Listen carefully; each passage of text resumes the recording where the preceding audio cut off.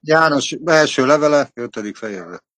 Hát ugye már, ahogy bekezdi, az is érdek, tudod, mindaz, aki hiszi, hogy Jézus a Krisztus, Istentől született, és mindaz, aki szereti a szülőt, az szereti, aki attól született. Figyelj, ezt megint a szeretetre igazából tudod hegyezi ki. Mert igazából itt megint a szeretet az, ami ezt meg tudja értetni velünk, tudod. Mert a egyik legnagyobb probléma egyébként, hogy ha megnézed a keresztényeket, nagy részét, a fele hisz Jézusba, és atyába nem az, hogy nem hisz, hanem fél tőle, haragszik rá.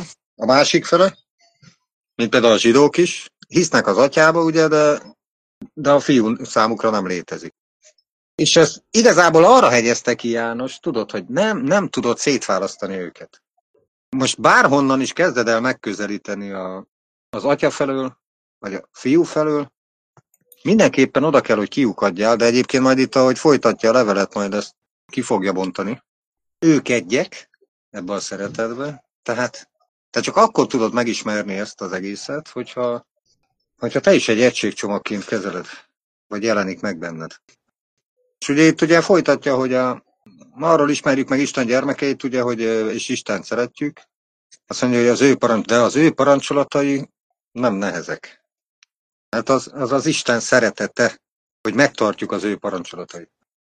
Figyelj, az ő szeretete, ami, ez nem a tiéd, hanem az ő szeretete, ami kimunkálja benned, hogy te megtartod a parancsolatait.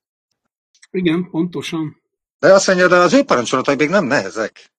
Szellemben nem. Hogyha szellemben járunk, akkor nem nehezek. Én ezen az igén szoktam lemérni, hogy éppen szellemben vagyok, vagy testben. Amikor nehéznek tűnnek a parancsolatok, akkor tudom, hogy testben vagyok. Amikor meg könnyűnek tűnnek, akkor tudom, hogy szellemben vagyok. Ez nekem a próba igém. Tudod, és a gyakorlatban ez könnyíti meg egyébként, hogy mikor azt mondja, hogy aki megismerhettük és elhittük az ő szeretetét, tudod, hogy aki szeretetben van. Csak ezt mi mindig egy érzésként kezeljük, tudod. A szeretetet mi mindig egy tulajdonsággal, egy érzéssel azonosítjuk. De hát amikor tudod, arról beszél az ige, hogy ő maga a szeretet, akkor ő egy személy. Tehát a szeretetet azt nem egy érzésnek kell, hogy érezzük, hanem tudjuk, hogy az a személy velünk van, és az az ő szeretete. Hogy ő velünk van. Igen. Ha ő velünk van, akkor a szeretet van velünk. A szeretet van velünk, így van, de az nem egy érzés, tudod. Az nem hanem az ő maga. Persze, én tudom, nekem ez fontos, mert hogy nekem ugye nincsenek érzéseim, mert megöltem őket. Illetve vannak, de kevés. Úgyhogy nekem nagyon fontos, tehát ez nekem nagyon felszabadító volt, hogy a szeretet alapvetően nem érzés. És figyelj, folytatja, tudod, mert mindaz, mi az Istentől született, figyelj, legyőzi a világot. És az a győzelem, amely legyőzte a világot, a mi hitünk. De itt is érdekes, tudod, a mi hitünk, mert mi a mi hitünk? Jézus Krisztus. Itt is a mi hitünkre, most megint ne arra mi csodáljunk, hogy ez a miénk, tudod, hanem a mi bennünk lévő hit, az maga a Krisztus. Ezt a szeretetet, az Atya szeretetét valóságát teszi, és ugye majd folytatja, hogy a szellem, aki erről bizonyságot tesz benned. És tudod, azt mondja, figyelj, azt tud győzedelmeskezni, és itt buktak meg, tudod, hogy mondjuk amikor rosszul érzem magam, akkor nincs meg bennem a szeretet. Hát dehogy nem, hát akkor is veled van. Hát maga a szeretet van veled. Mert az nem egy lelki fröccs, nem egy lelki tapasz, hogy te most hogy érzed magad. Tehát a szellemi igazságok az nem attól függnek, hogy te. Sőt, azt mondja, hogy te minél rosszabbul érzed magad, annál erősebb az ő ereje, az ő szeretete. Ki az, aki ugye legyőzi a világot, ha nem az, aki hisz, hogy Jézus az Isten fia. Ez az, aki víz és vér által jöjj vala. Jézus a Krisztus nem csak vízzel, hanem vízzel és vérrel. És a szellem az, mely bizonyságot tesz. Figyelj, mert a szellem az igazság, de itt is inkább ugye a szellem a valóság. Arról a valóságról tesz bizonyságot benned, amiről előbb beszéltünk. Megkaptuk az új szívet, a fiút, a Krisztust, aki képes az Atya szeretetét feltétel nélkül befogadni és viszonozni. És ez nem függ rajtunk, ez rajtunk folyik át, rajtunk megy keresztül, akkor is, amikor mi ebben nem vagyunk benne. Ez akkor is megtörténik benned. Amikor te tudatosan úgy érzed, hogy te távol vagy. De a szellem közli azt a valóságot, hogy a benned lévő Krisztus az most szeretetet kommunikál az Atyával. Mert hárman vannak, akik bizonságot tesznek a mennyben, az Atya, érdekes itt, hogy hívja a Jézus, az ige, és a Szent Szellem. És az a három egy. És hárman vannak, akik bizonságot tesznek a földön, a szellem, a víz és a vér. És ez a három is egy. Ha elfogadjuk az emberek bizonságtételét, figyelj, ugye Gyuribe bizonságot tesznek el, és elfogadjuk. Azt mondja, az Isten bizonságtétele nagyobb, mert az Isten bizonságtétele az, amellyel bizonságot tett az ő fiáról. És figyelj, ez a bizonság, amit a papa tett a fiáról, azt mondja, akiben ez élővé válik, annak bizonságtétele van önmagában. Figyelj, és ha nem hiszük el ezt a szellemi valóságot, hogy a papa ezt elvégezte értünk, azt mondja, hogy hazuggá tesszük őt. Mert nem hiszünk abba a bizonságtételbe, amely bizonságot tett a papa az ő fiáról. És ez az a bizonságtétel, hogy örök életet adott nékünk az Isten, és ez az élet az ő fiában van. Hát de mi benne vagyunk elrejtve. Mindannyian. És tudod, azért kezdtük, ezek nem érzések, ezek nem, hogy vagyok, jól vagyok, rosszul vagyok, mit érzek, mit nem érzek, hanem a Szent Szellem egy olyan fajta elfogadást hoz létre benned, egy olyan valóságot, hogy megjelenik az ő hite. Tehát ez igazából de nem érzés, hanem egy bizonyság, tényleg egy látás, ahogy mondta Pál, hogy ugye, aki látja ezt, az már nem reménykedik, hiszen ha már látod, akkor miért reménykedni? Neked ez már nem remény. De most akkor nekünk van-e felelősségünk ebben? Tehát, hogy az, hogy mi ezt elhisszük, az függ tőlünk is, vagy csak Isten kegyelme, hogy mi hiszünk, és valaki más meg nem hiszi el. Ez nekem nagy kérdés, mert ez nem egyértelmű az igéből szerintem. Igen, Isten munkál bennünk mindent, de annyiszor van szó, hogy a mi hitünk aktivál mindenfélét, és de az a mi hitünk, az az ő hite, de hogy most az, hogy mi azt elfogadjuk, vagy nem, tehát az függ tőlünk, az a mi felelősségünk, igen. hogy hogyan van ez. Figyelj, mindenki meglátja. Igazából tudod, és erről tudod, a megtérésénél mindenki 1-2 évig és látja ezt a valóságot. De utána elkezd embereknek hinni, tudod, és nem annak, ami benne van. Hanem itt, ahogy mondja János, tudod, elkezded nem elfogadni az ő bizonságtételét, hanem embereknek hiszel, törvényeknek hiszel, cselekedeteknek hiszel. És elkezded, azt mondja itt János, hogy elkezded meghazudtolni az ő bizonságtételét, tudod. Már nem elfogadni. Hanem azt az elvégeztetett, amit ajándékba kaptunk tőle, azért elkezdünk megdolgozni. És ezzel tönkretesszük az ajándéknak a lényegét. Hiszen amiért megdolgoztál, azt már nem ajándéknak hívják. Igen. És itt lép be, tudod, például ami Péter mondott a zsinatnak. Kinek higgyek, embereknek, törvényeknek, vagy a valóságnak? És persze, ez az embereknek hiszek, a körülményeknek hiszek, ebből rendkívül nehéz tényleg kijönni, mert hiszen ez vesz körül, éjjel és nappal. És az igazi valóságot egyelőre mi ugye láthatatlant látunk. Hát sokkal erősebb megtapasztalás, ugye, amit a világban látunk, meg tudunk, meg megtanultunk meg. De pontosan ezért nem hagyatkozhatsz érzésekre, ezért nem hagyatkozhatsz, hogy érzem magam, körülményekre, meg mit tudom én, emberekre. Mert az a fajta valóság, amiről itt beszél János is, az igen, persze, itt jön a mi felelősségünk, igen. Az, hogy kiüresíted magad, az, hogy az odafent valókról gondolkozol, az, hogy odafordítod magad, hogy ez a szeretet te engeded működni az életedbe, ez persze, hát ez. Figyelj, mert úgy ledobni a labdát, szerintem az óriási hiba. Hát a papa munkál ki mindent, ha bennem nem munkáltak ki, akkor az ő hibája. Hát már megint visszadobom a labdát, ugyanúgy tudod. Akkor egy harag van bennem, nem? Hát én miért nem? Mert azt mondja, hogy mindegyikünkben egyformán. Az már, hogy látja a te szívedet, és látja, hogy te abszolút nem akarsz ebbe a valóságba megragadni, meg mit tudom én. Igen, arról beszéltünk, az egy kegyelem, hogy leplet kapsz. És hogy mikor érsz meg arra, hogy azt a leplet leráncsa rólad, azt igen, azt megint ő látja. Ugye, mert ő a szívünket vizsgálja, nem a cselekedeteinket. Ugye a megérés most nem az, hogy na, leszakott a piáról, akkor most már megmutatjuk a leplet. Ugye, mert azt mondja, mert a 4-esben, mert mindaz, ami az Istentől született, legyőzi a világot. Nem azt írja itt, hogy mindenki, vagy hogy mindaz, ami az Istentől szület, legyőzi. És ez a győzedelem, amely legyőzte a világot, az ki? Az Jézus Krisztus. És azt mondja, hogy ő a mi hitünk. Jézus Krisztus győzelme az elvégeztetett a mi hitünk. Az a győzedelem, amely legyőzte a világot, a mi hitünk. Ki győzte le a világot? Jézus Krisztus a kereszten. Akkor azt mondta, hogy ma van ennek a világnak az ítélet. Ne féljetek, mert én legyőztem a világot. És azt mondja itt János, az a győzedelem, amely legyőzte a világot, az a mi hitünk. Tehát mit mond itt? Hogy a mi hitünk maga Jézus Krisztus. És igen, hát ez, amit pont elkezdtél fejtegetni valamelyik beszélgetésben, tudod, hogy mi benne vagyunk, de bennünk akkor tud valósággá válni, tudod? Amikor az ő hite meg tud jelenni bennünk. 100%-osan. Mert ugye mit mond?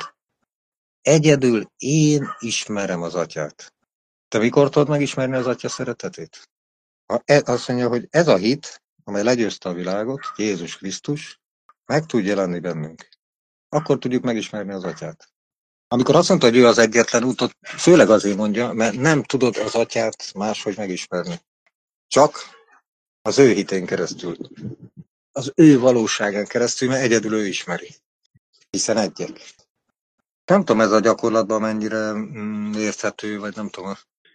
Hát ez az, hogy mindig ez a nehéz benne, tehát valahogy ott kell talán megragadni, hogy először is, hogy nyitottnak kell lenni ennek az igazságnak az elfogadására, tehát először is Jézusnak az elfogadására, tehát, hogy én mindent elfogadok, amit ő mond, amit ő tesz, alárendelem magam neki, akkor indul be valahogy a hite meg minden, tehát akkor kerülök be abba az örökké valóságba, ahol minden már megvan. Nem, mert el kell kezdődni, és ezt a pontot kell megragadni, hogy mi az első ebbe az egészbe. Nyilván nem a hit, mert az az övé.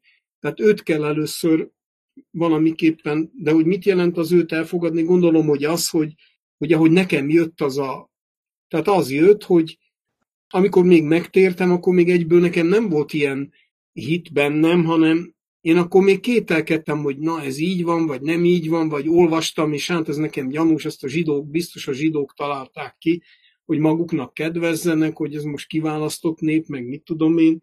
És aztán észre se vettem, de egyszer csak evidencia volt nekem, teljesen nyilvánvaló, hogy Jézus, amit mond, az igaz, az úgy van, és ehhez tényleg nem kellett erőfeszítés. De én nem is tudom, mi kellett hozzá. Valamiféle nyitottság.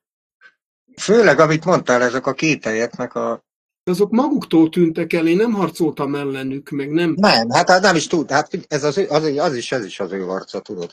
Hiába kezdtem volna el tanulmányozni, hogy most tényleg ihletett a Szentírás, vagy emberek írták, vagy tényleg a Szent Szellem ihlette, most ezt hiába kezdtem volna el utána nézni, ebből nem lett volna soha ez a hit. Ez úgy jött. Tehát ez tényleg nem az én erőfeszítésem volt. De igen, ez a nehéz mindig, hogy valamit nekünk is kell tenni, de hogy mi az, akkor ez a nyitottság, nem? Igen, tudod, és nem véletlen mondja Pál a keresztet. Nem akarok tudni másról, csak a megfeszítettről, tudod. A kereszten kijelentett, az elvégeztetett. És itt az elvégeztetnek, tudod, az elvégeztetett ütött át. Tud átütni. Igen. Amikor kételj nélkül hiszed el, hogy Jézus mindent megtett érted. Egy fikalsznyi kételj nincs benned. Hogy neked ez bármit hozzá kéne tenned. Igen, és itt tévesztik el ugye Babilonba, hogy mindenütt valamilyen formában belecsempészik azt, hogy valamit azért kell tenni, igen, mert meg kell térni, be kell merítkezni, meg az Úrral kell járni, meg a parancsolatait valamilyen módon megtartani, szóval valami mindig aztán elkezd ott megjelenni emberi. És mindenféle feltételek, már még ahhoz is, hogy bemerítkezzen az ember, hiába, hogy az igéből egyértelmű, hogy csak annyi kell, hogy hisz Jézusba, de kitalálnak, hogy tanfolyamot elvégezni, meg mit tudom én, szóval az ember úgy látszik ezt élvezi, vagy meg akarja nehezíteni mindenképpen a dolgokat valamilyen plusz teljesítménnyel, hogy aztán legyen mire büszkének lenni, vagy én nem igen, tudom miért. Igen, ezért. Hát ez a felfúvalkodottság, tudod, hogy én csináltam meg, nem Jézus helyettem, tudod. Igen, és aztán azért háborodnak föl, amikor az ember azt mondja, hogy de hát mindenki a végén meg fog menekülni. Hogy? Az, aki egész életében, mit tudom én, mit csinált, lopott, rabolt, ivott, stb. És akkor, hogy az ugyanúgy megmeneküljön, mint én, aki 50 évig szolgáltam az Urat. Na igen. Igen, mert a papa dicsősége, tudod, ott jelent meg, tudod, mikor mondja Jézus ugye az imájában is, hogy Atyám, most ugye dicsőíts meg azzal a dicsőséggel, amivel mindig voltam te nálad már teremtés előtte. És Pál is, és ugye Jézus is mondja, ugye, hogy az emberfia úgy fog fölemeltetni, mint ahogy Mózes felemelte az észkígyót a pusztában. Tehát aki a keresztet nézi, aki felnéz, az él. Az elfogadta azt a valóságot, hogy igen, Jézus elvégezte helyetted. És ezért te már csak egy hálaadás az egész élet. Figyelj, mikor azt mondja, hogy legyen bizonyságot, tudod? Hát ez a bizonyságot, hogy Jézus legyőzte a világot, és ezáltal nekem is örök életet szerzett. Legyen egy zsoltárod, hát ebből fakadóan egy hálaének jelenik meg benne. Te már nem akarsz hozzátenni, te már nem akarsz cselekedni, hanem egy hálaadás az egész életed. Igen, tehát most te, amit mondasz, a szellemből mondod az örökké valóság szempontjából. Viszont ahhoz, hogy ebbe járjunk, te magad is mondod, hogy ahhoz már kell erőfeszítés, mert ott el tudjuk rontani, meg tudod, tehát nem ahhoz kell az erőfeszítés, hogy Jézus mindent elvégzett, de hogy ez a mi életünkbe igenné és ámenné legyen, hogy ennek megfelelően éljünk, ott már kell nekünk, ahogy mondod, hogy például az, hogy kiüresíteni magunkat, Igen. megmondani dolgokról, meg ilyenek, és ez a csavar benne, és Igen. ezt téveszti meg, hogy ezt nem azért kell tennünk, mert ezáltal jön létre valami, mert az már minden megvan az örökké valóságban, de ezáltal tudjuk ezt élni, tehát ezáltal tudunk ebből a forrásból meríteni, vagyis Jézusból forrásozni. Mert ha meg nem csinálunk semmit, csak hátradőlünk és gyönyörködünk, akkor attól még minden meg lesz, de mi ebből mégis kimaradunk, mármint amíg itt vagyunk a Földön. Figyelj meg, mi szeretünk egyébként, tehát Pál, mikor azt mondja, tudod, hogy nézek el, vagy úgy emeltetett fel az emberfia. Azért egyet nem kell elfelejteni a kereszten, és akkor tud igazi a hite és szeretete megjelenni, amikor te látod azt, hogy valahol mit szenvedett, érted? Tehát nem csak te ezt az örömöt látod, amit elért neked, hanem hogy megtette helyetted, az mennyibe is került. Igen. De ez a kettő valahol együtt kell, hogy megjelenjen, mert ezt azért nagyon sokan elfelejtik, tudod? Hogy jó, felnézek a keresztre és gyönyörködök. Csak hogy a kereszten ott véres az a kereszt, meg minden.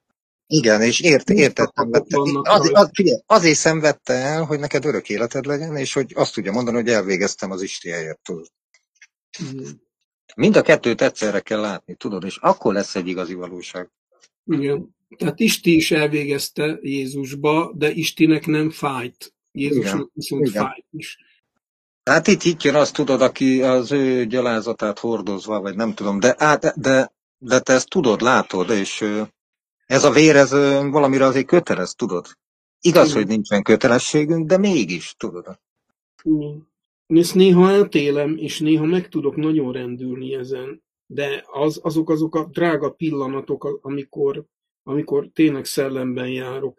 De normál életben az csak csak az agyamban egy gondolat, hogy na, Jézus szenvedett. De amikor fáj, akkor szellemben vagyok.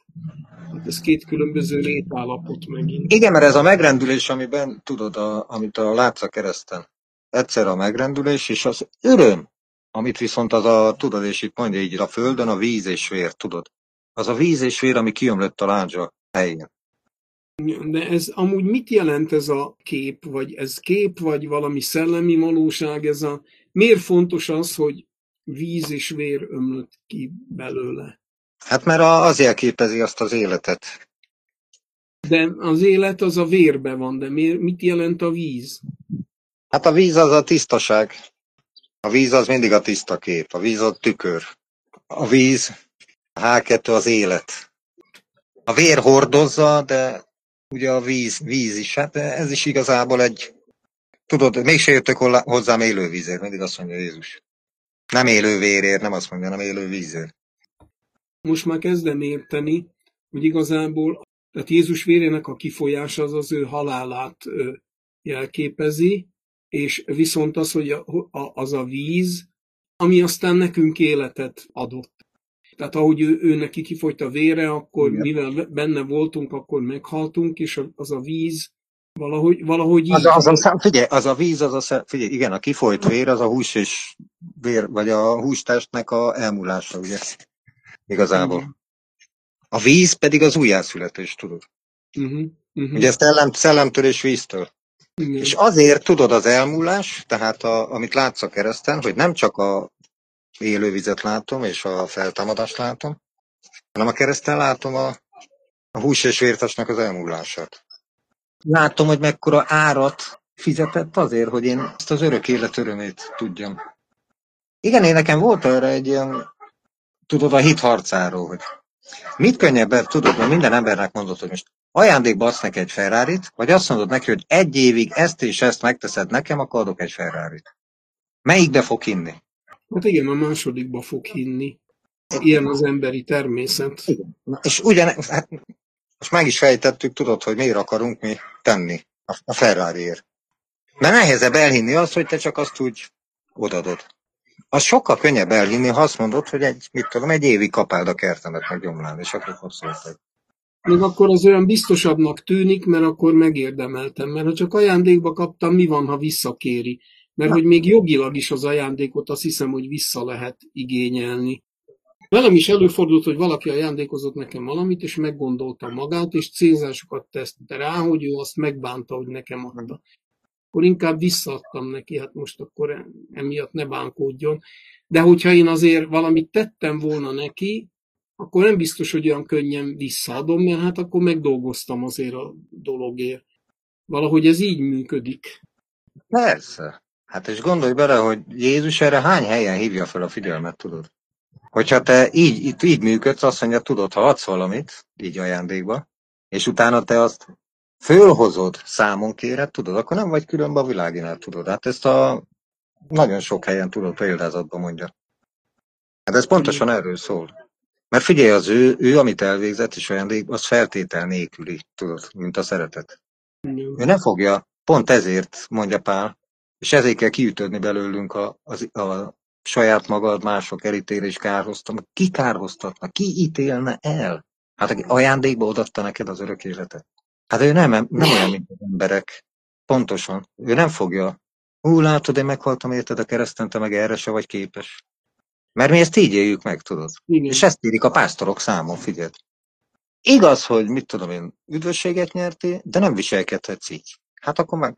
Igen, és valójában olyan értelemben igazuk van, hogy azokat a dolgokat meg kell tenni, de az nem feltétel, hanem az annak a módja, hogy az ember élje azt, amiben hisz.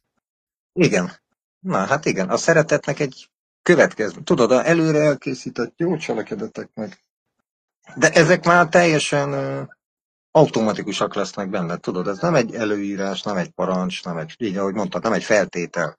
Igen, amikor az ember szellembe jár, de hát ugye van úgy, hogy az ember elgyöngül, és akkor jó, hogyha olvassa ezeket a figyelmeztetéseket az igébe, mert nem mindig vagyok, legalábbis én toppon, sőt általában nem vagyok.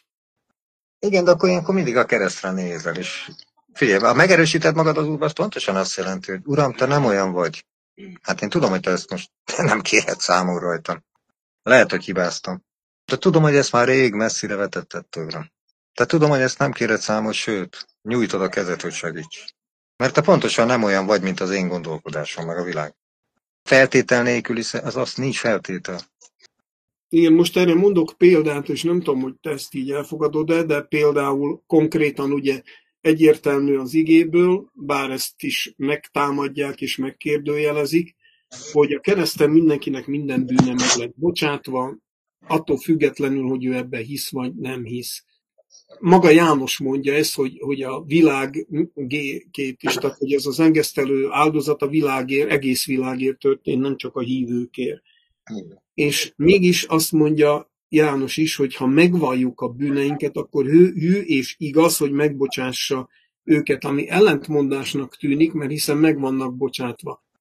De itt megint ennek a kulcsa, hogy azért mondja, hogy meg kell vallani, mert ez az útja annak, hogy ezt tudjuk élni. Mert tehát hogy az ember, ő meg van igazulva, de fontos az, hogy ő az benne tudatosuljon, hogy amit én tettem, az nincs összhangban az én megigazultságommal, az egy hiba ebben a rendszerben, és én ezt beismerem. De ez nem feltétele, nem ettől leszek megigazulva, meg nem ettől lesznek megbocsátva, de ahhoz, hogy én ebbe tudjak járni, ahhoz nekem tudnom kell, hogy na, ezt most nem kellett volna megtennem. Igen, mert ez, ahogy mondod, ez neked egy könnyed. Figyelj, ez is a te érdekedbe van leírva, tudod? Igen. Mert ez te rajtad segít, ez nem egy feltétel, hogy ő hozzá közelebb kerül, hanem ez te rajtad segít. Ugyanúgy, mint a megbocs. Mikor azt mondja, tudod, hogy nem menj el a nap a haraggal, az is te rajtad segít. Hiszen egész éjjel nem fogsz aludni, mert azon rágódsz, azon gondolkodsz. Ezek mind a mi segítségünkre vannak megírva. Nem egy feltétel, ez nem egy feltétel, nem egy törvény nekünk, hanem ez pontosan egy segítség, hogy hogyan tudsz egyre biztonságosabban belegyökerezni abba a szeretetbe, amiről beszélünk napok óta. Igen. Vagy ugye Jézus azt is mondja, hogyha ti nem bocsátjátok meg a másiknak a bűnét, akkor Isten se bocsátja meg a tieteket. És ez is ellentmondani látszik annak, hogy Isten mindenkinek mindent megbocsátott. Igaz, hogy ezt Jézus még ugye a kereszt előtt mondta, de az örökké valóságban nincs idő, tehát az már akkor is érvényes volt. Viszont itt ezt Jézus szerintem azért mondja, mert hogyha valaki nem bocsátja meg a másiknak, akkor nem tudja elhinni, hogy Isten más. Igen, ez pontos. És akkor az ő hitetlensége miatt aztán nem éli azt a bűnbocsánatot. Igen, ez pontosan ahogy mondod. Ez is egy nekünk való segítség. De minden. Figyelj, és azért, amikor a tisztulnak az igék, akkor, és azért mondja, hogy meglátod önmagad, itt is azt mondja, tudod. Csak mivel ugye ott van, hogy ha, meg ezek, akkor úgy tűnik, mintha ezek feltételek lennének. És ezért, akin lepel van, ezt soha nem fogja felismerni. Igen. Tehát amiről most beszélünk, ez nem is tudom, hogy mi lehet annak, aki lepel alatt van, de valami miatt ezt nem fogja érteni. Nem, mert azt ő feltételnek éri meg, tudod. Igen. Ezért nem tud bemenni abba a valóságba, tudod. De azért nem tud bemenni, mert benne működnek ezek a megbocsátatlanság, mit tudom én is. Nem a papát válasz el tőle, hanem őt válasz el a papától, tudod. Igen. Azért mondta, hogy tedd le, mert csak annélkül tudsz oda menni, tudod. Ugyanúgy, ahogy mondja az ige, hogy menjen a nap a haragotokon. Mert ha valaki megtartja magába a haragot, akkor nem tudja elhinni, hogy Isten nem ilyen, és akkor meg abba él, hogy Isten is haragszik rá. Ahogy én haragszok a Józsira, akkor nyilván Isten ugyanúgy haragszik rám, mert hát mindig elkövetek valamit, és akkor már hiába nem igaz, de az ő fejébe ez van, sőt a szívébe ez van, akkor ez szerint él, és akkor nem éli azt, ami a valóság, hanem akkor az ő fejébe élő valóságot éli. Így van, és akkor megértjük azt az igét, amikor azt mondja Jézus, tudod, hogy pontosan ezeket a terheket add oda nekem. Tudod, tedd le magadról. Mert figyelj, amikor azt mondja, az enyém könnyű és gyönyörűséges, mert az övé csak a szeretet, és akkor tudod megélni a szeretetet, az övét, ha ezeket leteszed. De nem azért kell letenned, mert egy feltétel, hanem mert nem fogod tudni az ő terhét fölvenni.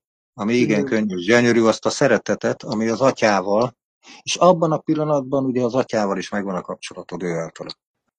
Ez a szabadítás, megszabadít ezektől a gondolatoktól, terhektől, hogy ezek nem feltételek, hanem ez a te segítség. Hát ugyanaz, mint tudod a haragnap. És haragnapjának éljük meg, tudod, hogy a megmentésünk napjának. Igen. Mert ezek a terhek lesznek levéve mindenkiről, aki nem látja arról is. És tudod, ez mikor egy ilyen valóság, és akkor tényleg lehullott a leper rólad. Mert akkor már értem az egészet, hogy mi történt a kereszt, mit mond itt, mit mond ott, mit mond Pál itt, mit mond Jézusom ott.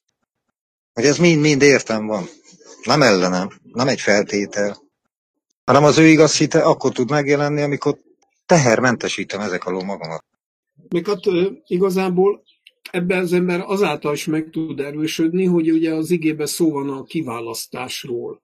Hogy Isten kiválasztott embereket, például arra, hogy ki lesz benne az 1000 éves királyságban, tehát hogy aki hinni fog Jézusban, azt Isten előre kiválasztotta. Na most képzelj el egy főnököt, aki kiválaszt egy munkára, mondjuk van egy nehezebb villanyszerelési munka, és akkor ő kiválaszt erre, akiket arra alkalmasnak tart, akkor kiválaszt embereket, hogy azok csinálják meg. Most, hogyha azok az emberek ezt nem tudnák megcsinálni, akkor az hát a főnöknek lenne a szégyene.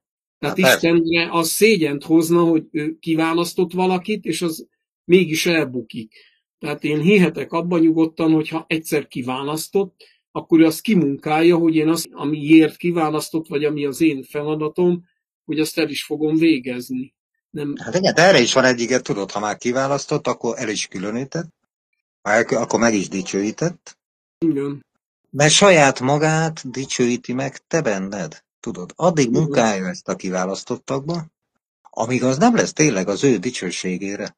Igen. Hát azért, akit őt kiválasztott, az soha. Hát már Mózes is felidegesítette úgy, mikor nem akart menni, meg nem tudok beszélni, mindent kitalált, meg mit tudom én. Akkor adok melléd valakit, aki beszél. Akkor... vagy Gedeon, vagy mit tudom én. Hát mindegyik olyan volt, nem? Magára nézett, azt én, hogy jövök én ehhez. De pedig én benned fogom megdicsőíteni a nevemet, ezért ha kell, kézen fogva viszlek, szárnyakon viszlek, mit tudom én, hogy viszlek, turulmadárra, szettel, akkor is, míg meg nem érted ezt az egészet, tudod, míg le nem kerül az a lepel, addig, ha kell, erőszakkal foglak tolni. Nézd meg a nagyobbik testvért a tékozát, hát pontosan erre nem jött rá. Hát ő feltételeket teljesített, tudod, hogy mi lesz övé az örökség. És megbotránkozott azon, amikor kiderült, hogy ezek nem feltételek. Hát nem azért vághatsz le egy kecskegidát, mert egész nap kapálni vagy a földön, a barátaiddal. Amikor Pesten voltam ösztöndíjjal egyszer, akkor ott volt egy szobám, és akkor ott volt egy hűtőm, és akkor csak magamnak vásároltam be, mert hát egyedül voltam. És aztán eljöttek a gyerekek meglátogatni, és valahogy az volt bennem, ugye, hogy én magamnak vásároltam, de most eljöttek a gyerekek, azonnal kinyitották a hűtőt, mindent elpusztítottak, ami ott volt. Tehát, hogy teljesen természetes volt nekik, hogy ami az enyém, az az övék.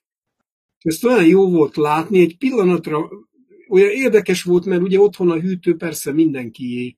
De hogy ott azt úgy magaménak éreztem, de a gyerekek meg teljesen természetes módon mindent kirámoltak, és nekik az természetes volt, hogy az az övék. Na nekünk is így kell lenni. Hát igen, hát na, a papa erre vágyik, tudod. Amikor a belépsz a jelenlétén, akkor igen, hát fiam, hát most miért vártál arra, hogy én adjam oda azt a kecskegidát? Hát ott van, nem? Hát nyisd ki azt a hűtőt, azt vedd ki. Hát tudod, ettől hülyét kap az ember, mikor mondjuk megkérdezi a gyerek, hogy apa, megértem azt a túró Rudit, tudod, kinyitja a hűtőt. Hát nem, hát dísznek van betéve. Hát hogy ehetnéd meg? Persze, hát a papa is ezt szeretné, hogy... És azt mondta a nagyobbik fiúnak, hát ott volt, fiam, hát a tied. Hát a tied is az a hűtő. Nem kell engedélyt kérned, hogy kinyisd meg, kivegyél belőle valami. És itt jön be az, amit Barnával már többször mondtunk, tudod, hogy nincsenek otthon. Mert azt tudja igazából megélni ezt az életet, aki otthon van. Hogy te kimered nyitni a hűtőt a trónterembe. Igen. Nem engedélykérsz, nem imádkozz, rebegsz, meg mit tudom én, hogy kinyithatom-e a hűtőt. Tudod, amikor arról beszél János is, hogy, de itt is mondja talán, hogy valahol. Itt a 15-ben mondja, és ha tudjuk, hogy meghallgat bennünket, akármit kérünk, tudjuk, hogy megvannak, amelyeket kértünk őtőle. Tehát ez pontosan azt mondja itt, hogy hát amit kérsz, a tiéd. Igen. Tehát a hűtőből kérek egy túrórudit, akkor nyisd ki és vedd ki. Nem kell kérned. A tiéd. Az a kecskegida mindig is a tiéd volt. Soha nem kellett volna kérned, hogy a barátaiddal levágj. De hát ugye ezt csak akkor tud megélni, hogyha egy normális atya-fiú kapcsolat van, tudod. Amikor te már fiúként mész oda, és nem egy vendégként, nem egy szolgaként. Hát nem véletlen mondta, hogy szolga nem maradhat a házba, tudod. A szolga lelkű. Hát mert szolgálni akar azért, hogy kinyissa a hűtőt, tudod. Apa, lemosom a kocsidat, akkor megértem a túró Rudit. Ez még rosszabb, hogyha valaki azt gondolja, hogy na hát most már akkor megehetem a túrórudit, mert megdolgoztam érte. Igen. Hát ez volt a nagyobbik testvér, tudod? Igen. De nem, hát ő meg még annak ellenére, hogy megdolgozott érte, még nem merte azt a kecskegidát levágni, de Figyelj, nem merte elverni a túrórudit a hűtőből, hazajött a kisebbik fiú, és megette az összes túrórudit. És megbotránkozott. Hát én egész nap kapálok, nem merek hozzányúlni a túró, ez meg hazajön. És nem egyet eszik meg, hanem az összeset. Nem egy kecskegidát, hanem de egyből a legnagyobb ökröt. nem, a legnagyobb ökröt nem ette meg, mert az az idősebbik fiú volt. Na, hát egy... Poénnak mondom. Na, tudom, értem. Hát egyébként képzeld el, de egyébként jó poén, mert különben így viselkedik a Babilon, tudod. És ezt így mondanád nekik, akkor hát ugyanúgy lenne, mint a nagyobbik testvér, tudod. Hát mikor, hogy, mert ugye van a Babilonnak egy olyan karizmatikus változata, ahol meg parancsolgatnak a Szent Szellemnek, meg mindenfélének parancsolgatnak, és mindent úgy tekintenek, hogy az az övék, de testi módon akarják behozni a láthatatlanból a láthatóba, úgy, hogy nincs ez megalapozva abba a kapcsolatba. Úgyhogy ilyen is van. Igen, és az tényleg, tudod, figyelj, a lepelnek ez a fajta lehullás, amikor már nem feltételeket teljesítesz, hanem tudod, hogy mindent te érted van. Akkor tudsz gyönyörködni tényleg az igékbe, a keresztbe. És igen, ez a szeretet, ez mély. Igen, ott meg is tudsz rendülni a kereszten, amikor fölnéz erre. Tudod, van egy érdekes történet, nem tudom, meséltem már, amikor van egy kislány, és halálos beteg, és vérátömlesztésre van szüksége. És senki nem felel meg donorként, de van neki egy 5 éves fiú testvére is. És akkor mondja a doki a szülőknek, hogy egyedül a kisfiúnak a vére felelne meg, hogy beleegyeznek-e, hogy a kisfiú adjon vért, nem itt. És akkor mondják a szülők, hát ők igen, de hát a kisfiúval beszélje meg. És akkor oda megy a doki a kisfiúhoz, és mondja, hogy nem lehet a húgodat máshogy megmenteni, mert meg fog halni, csak te adsz neki vért. És mondja a kisfiú, hogy persze. És megy a vérátömlesztés, és egyszer csak a kisfiú megkérdezi az orvos, hogy doktor bácsi, mikor fogok meghalni? És akkor jött le az orvos, hogy a kisfiú azt hitte, hogy az összes vérét oda kell adja a húgának. Hogy ő úgy ment be oda, hogy onnan csak a húga jön ki, ugye neki ott kell maradjon. Jézus valami ilyesmit csinált értünk, tudod. És te ebben a történetben is tudod meglátni az örömet is, ugye, hogy megmenti a húgát, de ugye ott van a megrendülés, ugye, hogy a vérét adja érte. És Jézus ugye tényleg az összes vérét átömlesztette belénk. És tudod, amikor tenni akarnak ezért, ugye azt mondja Pál, ugye, hogy meggyalázzák a vért, megtapossák a vért. Az egészet teljesen fölöslegesen halt meg Jézus, ugye. Na most elkezdünk mi tenni a megigazulásunkért. És akkor érti meg az ember, amikor látja az igazságot, hogy miről beszél Pál. Ugye ez egy mekkora céltévesztés. Mint az a kisfiú az összes vérét ad, és utána kijön a húga, és hát én amúgy elmegyek sportolni, meg úszni, és magamtól, nem kell nekem több vér, mert magamtól megoldom. És elfelejt, hogy a testvére odaadta a vérét neki. És Jézusban ez volt igazából, amikor tudod, ilyen írja az igaz, hogy megrendül a sötétsége, meg minden, meg hogy akkor a céltévesztésben vannak Tudod, úgy már érthető egy kicsit, hogy amikor te ezt tudod, és beszélsz valakivel, aki teljes sötétségben van, és nem tudod neki átadni, tudod. És Jézus így volt, még a tanítványokkal is. Meddig kell még titeket elszenvednem? 28 000 példázatban mondtam már el, 28 000 féleképpen, hogy még mindig nem látok. Na hát beszéltük egyik nap, de mivel nem erre nézünk, és Jézus se erre nézett, hanem az elvégeztetetre, ezért egyből fölváltotta azt a megrendülést az öröm, ugye, mert mind a kettőt egyszerre éled. És nem a testi sötétség megrendülését éljük meg, hanem a szellemi látás világosságot. És amikor elmondod ezt az igazságot, akkor mondhatod neki, mint Jézus, hogy te már tiszta vagy beszédemtől. Lehet, hogy a te tudatod ezt kukába dobtad, a szíved az befogadta. Lehet, hogy a te igeismereted, meg teológiád, meg a tudásod azt mondta, hogy ez kuka, és azért van az, mikor az igazságot hallják, és ugrálnak, tudod. És utána a tudat meg kukába dobja. De attól az igazság már ott maradt a szívükbe. A mag már behullott. És ezért fontos, hogy azt mondja, mikor az igaz evangélium szól, akkor jön el Jézus dicsősége. Mert megtudják az igazságot. A legkisebbtől a legnagyobbig. Ki az, aki az összes vérét odatta a vérátömlesztésen. És ezért már nem te jössz, Mert már az ő vére csörgedezik benned.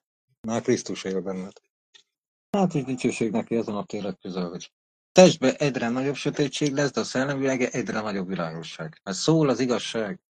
Figyelj, sötétség hatalmai, a fejedelmség megrendülnek, mikor az igazság szól. És ugye mi arra nézünk, azért mondja Pál, hogy nem hús és vér ellen van nekünk harcunk, hanem a valóságban szól az igazság. És ez a papának a megdicsőülése az emberbe. Azt mondja, hogy igen, ez az én fiam, akivel gyönyörködök. Mert ez mondja az igazságot, ha akármi történik is. Nem hagyja magát a feltételekkel, törvényekkel elválasztani. És azért mondja Pál, hát semmi nem választhat, nem, hogy feltételek, törvények, hát hatalmasságok, fejedelem, semmi. Ha te ezt éled, beszéled, kitisztul körülötted minden. Te vagy a világ világossága. Hát ezért van kétélű, tudod, ez a karne. Egyszerű is, egyébként tényleg egyszerű, de a testnek a világ legnehezebb dolga. Amit beszél, az ajándékot elfogadni. Az a hát valamit azért tegyünk érte. Hát azért fogsz érte tenni, mert ezt az ajándékot meg akarod osztani a másikkal is. De ez nem csak az én ajándékom. Ez a tiéd is, tesó, tiéd is. Ezt az ajándékot mindegyikünknek kapta. Ezért nem áshatjuk el. Hát ez lehet segítség, az biztos. Mert ha ezt valaki megérti, úgy a szívével, akkor mindent megnyert. Igen. Mert minden az övé, és akkor lehullhat a lepel, vagy azok a falak ledőlhetnek, amik nem engedik ehhez a valósághoz, hogyha ezt megérti, hogy az nem feltétel, ezek nem feltételek, amik vannak az igében, mindenféle útmutatások, hogy ezt csináld, ezt meg ne csináld, hanem az kell ahhoz, hogy ami már megvan, az átjöjjön a mi életünkbe, ahogy az ige mondja, hogy igenné és ámenné váljon. Hát ezek segítenek kiüresíteni magad, tudod, igazából. Igen. Ezek a terhek letételei. Kérdezte Levi is, tudod, hogy kiüresíteni, mert milyen nehéz, meg mit tudom én. De nem nehéz, amikor már tudod az igazságot.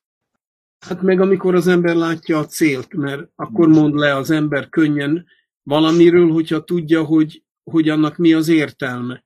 Mert egy sportoló is, hát hogyha nem vágyna arra, hogy ő legyen a győztese valamilyen nagy versenynek, hát akkor nem gyötörné magát azzal, hogy hajnali 4-kor kell, edz, még mielőtt munkába megy, meg nem iszik, meg egészségesen étkezik, meg minden, csak hogy fit legyen és megnyerje a versenyt. Mert ezt verseny nélkül ez kényszenvedés lenne, de van egy cél. És azért fontos, hogy mi is lássuk a célt. Ugye a fő cél, hogy Isten dicsősége megjelenjen rajtunk is, hogy Istenre dicsőséget hozzunk, vagy hogy mondjam. De ez így nagyon általános. Ugye itt az embernek szerintem az elhívásával kell tisztában lennie, hogy konkrétan ő mire lett elhívva, mert akkor van az, amit mondasz, hogy akkor könnyű ki az embernek lemondania, vagy dolgokról, vagy kiüresítenie magát. Kicsit azzal egészítenem ki, amit mondtál, hogy inkább azt a szót használom, amit Jézus is mondott, hogy 2-3 össze megjelenjen Isten közöttünk. Igen, ez a másik, a közösségi, mert igen. Van az egésznek egy egyéni oldala, meg egy közösségi oldala is. Igen, most arról úgy megfeledkeztem. Igen, és az fontos, tehát itt pont azért, hogy ne kerülj barlangban nagy örömödbe, meg mit tudom. Igen. Mert az nagyon szép, hogy a görögbe az elöljáró, az jelentheti azt is, hogy bennünk, de azt is, hogy köztünk. Hát ami bennem van, fontos, hogy az köztünk is valóság legyen. Hát igen, az az ajándék, amit kaptam, ugye azt meg akarom osztani. Igen. Nem kisajátítani. Pont azért, mert nem dolgoztam meg érte, nem ajándék, ezért könnyű szívvel kéne tudnunk tovább osztani.